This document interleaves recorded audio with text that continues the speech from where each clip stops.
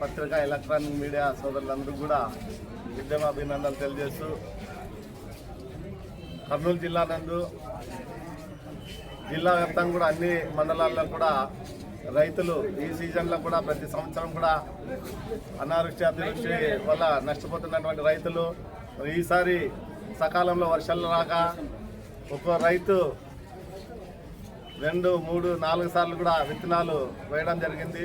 మొదటిసారి వేసినప్పుడు మరి మొలకలు వేసి మరి నీటి అదనం లేక మరి సరైన టైంలో వర్షాలు లేక ఆ విధంగా ఒక్కోసారి విత్తనం వేసినప్పుడల్లా దాదాపు మేము ఈ కర్నూలు జిల్లా మొత్తం కూడా భారత కమ్యూనిస్ట్ పార్టీ రైతు సంఘం ఆధ్వర్యంలో 4 బృందాలుగా ఏర్పడి మరి ప్రతి మండలంలో ప్రతి గ్రామంలో కూడా వెళ్ళి మరి రైతులు ఏ పంటలు వేసినారు, మరి వారు ఎన్నిసార్లు పంటలు వేసినారు, వారి ఈ సీజన్లో వాళ్ళు ఎదుర్కొంటున్నటువంటి సమస్యలన్నీ కూడా మేము ఆ 4 బృందాలు కూడా పూర్తిగా సమాచారాన్ని తీసుకొని మన కార్యక్రమంలో భాగంగానే మరి ఆలూరు అయితేనేమి, ఆస్పర్ అయితేనేమి, పత్తికొండ అయితేనేమి, అదేవిధంగా మనకి నానాపురంలో కూడా మేము పొలాల్లోకి వెళ్ళి రైతుల దగ్గర మరి మా బృందం అంతా కూడా వెళ్ళి మా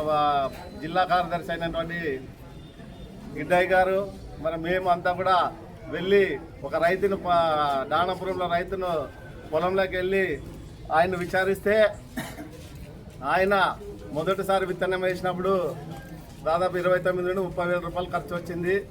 మొలకైతే ఇంత ఒక 6 ఇంచులంతా మొలక వచ్చింది. మళ్ళీ పూర్తిగా నీళ్ళు తేమ లేకపోవడంతో ఆ చెట్టు పెరగలేదు. దాన్ని పీకేసి రెండోసారి వేసినాము. రెండోసారి కూడా అదే జరిగింది. మూడోసారి వేసినాము. మూడోసారి వేస్తే కూడా మేము వెళ్ళినప్పుడు కూడా ఇంతే ఉంది చెట్టు. మరి ఆయన 3 సార్లు వేస్తే 90,000 రూపాయలు పెట్టుబడి పెట్టాడు. మరి ఆ 90,000 రూపాయలు పెట్టుబడికి ఈ మూడోసారి కూడా ఎదుగుదల లేదు చెట్టు.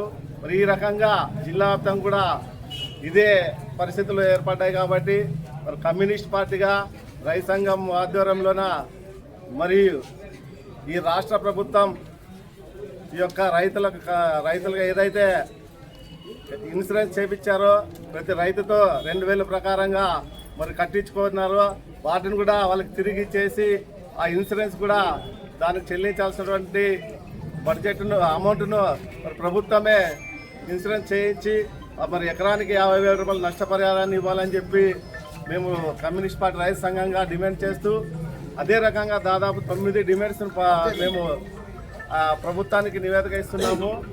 ఆ 9 సమస్యలు కూడా రైతులు ఎన్ని అంటే ఒకవేళ కొంతమంది పంటలు వచ్చినా పూర్తి స్థాయిలో లేకుండా పంట చేతికి వచ్చినా గిట్టుబాటు ధర లేదు.